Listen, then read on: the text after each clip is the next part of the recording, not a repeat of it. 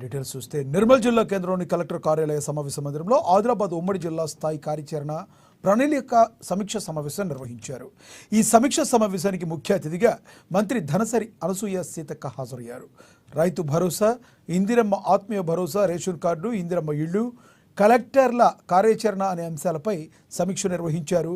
తమ నియోజకవర్గాల్లో ఉన్న సమస్యలపై సంబంధిత ఎమ్మెల్యేలు మంత్రికి విన్నవించారు. పేదలకు రేషన్ కార్డులను మంజూరు చేయాలని, దరఖాస్తు చేసుకున్న వారిలో అర్హులను ఎంపిక చేయాలని సూచించారు. ఈ విషయాలపై నిర్మల్ జిల్లా కలెక్టర్ స్పందించారు. తప్పకుండా అలాగే చేస్తామని తెలిపారు. అనంతరం మంత్రి సీతక్క మాట్లాడుతూ వెనుకబడిన ఆదిలాబాద్ జిల్లాను అన్ని రంగాల్లో ముందు వరుసలో నిలిపేలా అధికారులు కృషి చేయాలని తెలిపారు. ప్రతి పేదవానికి ప్రభుత్వ సంక్షేమ పథకాలు అందేలా చూడాలన్నారు. రేషన్ కార్డులు, ఇందిరమ్మ ఇళ్ల ఎంపికలో పేదలకు మొదటి ప్రాధాన్యతను ఇవ్వాలని అధికారులను ఆదేశించారు.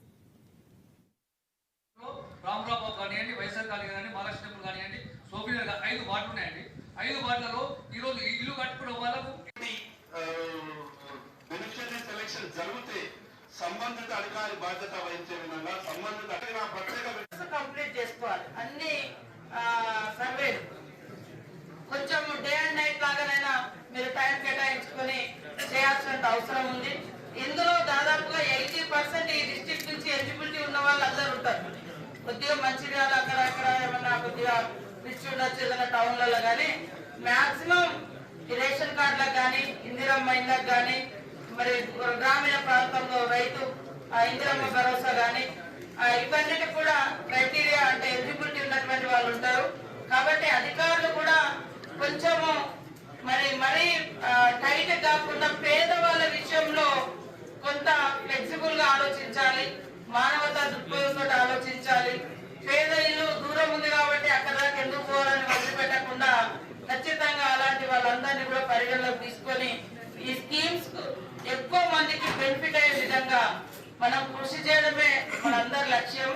మరి చాలా తగ్గించుకొని మేమేదో చాలా ఆదర్శవంతమని కాదు, పేద వాళ్ళకు మనం రీచ్ అవడమే చాలా గొప్ప ఆదర్శము. కాబట్టి అలాంటి వాళ్ళకి ఎక్కడ అన్యాయం జరగకుండా చూడాలని మరి అధికారులను కోరుతా ఉన్నాం. మీ మీదనే ఆధారపడింది. ఒక ఇంటికి రేషన్ కార్డు పోవాలన్నా, ఒక రైతు భరోసా అందాలన్నా, ఒక మరి ఇందిరమ్మ ఇల్లు పోవాలన్నా ఖచ్చితంగా మీరు చేసేటువంటి సర్వే మీద డిపెండ్ అయి ఉంది. మేము ఖచ్చితంగా అడ్వైజ్ చేస్తాం, మీకు సపోర్ట్ ఉంటాం. కానీ ఎందుకు సపోర్ట్ అంటే మీరు బాగా పనిచేస్తే మేము ఖచ్చితంగా మిమ్మల్ని అందరినీ మేము సపోర్ట్ చేస్తాం.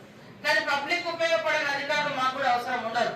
కాబట్టి దాన్ని దృష్టిలో పెట్టుకొని ప్రజల మధ్య ఉంటూ ప్రజలకు, ఎందుకంటే ప్రజాప్రతినిధులు కూడా మనకు తక్కువ ఉన్నారు. అంతకుముందు మనకు సర్పంచులు గ్రామాలలో ఉంటే మీకు కొద్దిగా ఎప్పటికప్పుడు ఫీడ్బ్యాక్ వచ్చేది. లోకల్ రిప్రజెంటేటివ్స్ లేకపోవడంతో అది కొద్దిగా గ్యాప్ కూడా ఉంటుంది. కాబట్టి పూర్తిగా పబ్లిక్ మీ మీదనే డిపెండ్ అవుతారు. ఇంకా ఏ పొలిటికల్ స్టేజ్ ఏం లేదు. అయితే ఎమ్మెల్యేలు లేదా ఎంపీలు ఉన్నారు తప్ప మిగతా లేదు. కాబట్టి పబ్లిక్ వచ్చినప్పుడు వాళ్ళ గ్రీవెన్స్ కూడా మీరు తీసుకోవాలి. మీరు గ్రామ సభలు పెట్టినప్పుడు ఒక కాంటాక్ట్ నెంబర్ కూడా పెట్టండి.